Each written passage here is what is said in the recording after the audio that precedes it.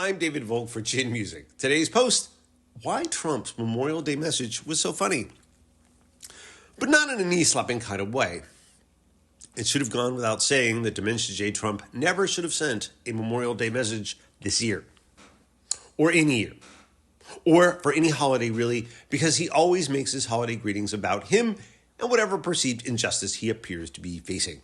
In fact, I wouldn't be surprised if one holiday season he ended up writing something along the lines of, "Merry Christmas to all on the celebration of the little baby Christ child who was born in a manger because there was no room in a nearby inn.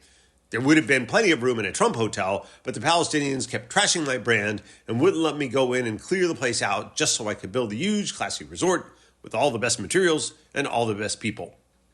Very sad.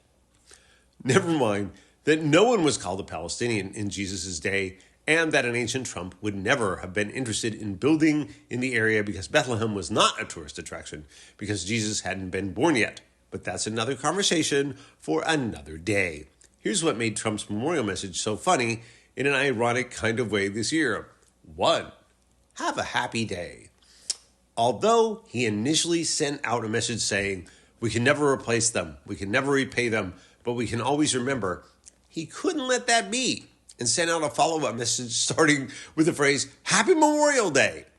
Most people would consider the commemoration of the deaths of thousands of soldiers on battlefields all over the world a somber occasion, but not Trump. He just wants you to be, he wants himself to be happy. 2, we will always remember the things we never forget. Let's face it, he has the attention span of a gnat. Did I just say gnat? I meant gnat.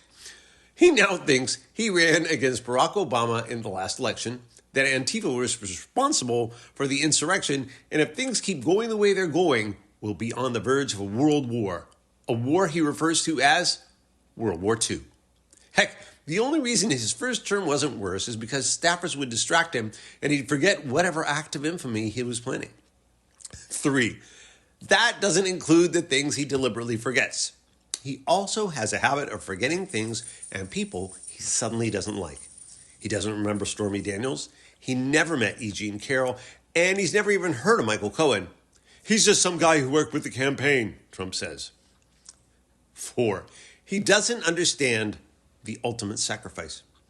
He doesn't really like military men and women.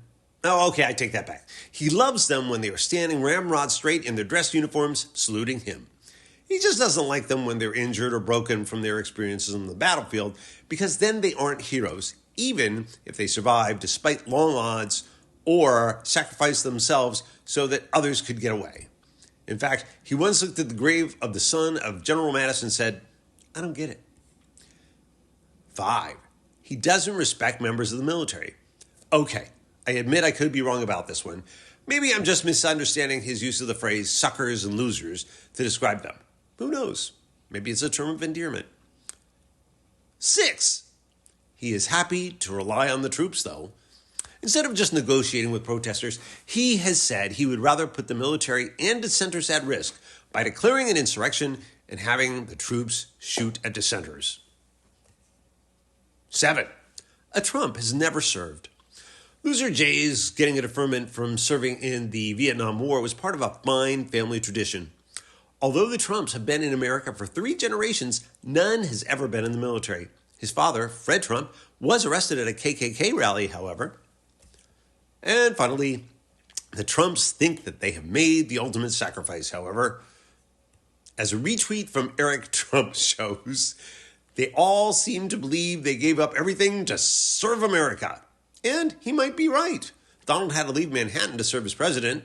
His family members faced the privations of flying on Air Force One rather than the cheap jet he just sold, and they had to reveal themselves as some of the most conniving, corrupt, grifting, yet somehow dumbest fucks on the planet while laughing all the way to the bank.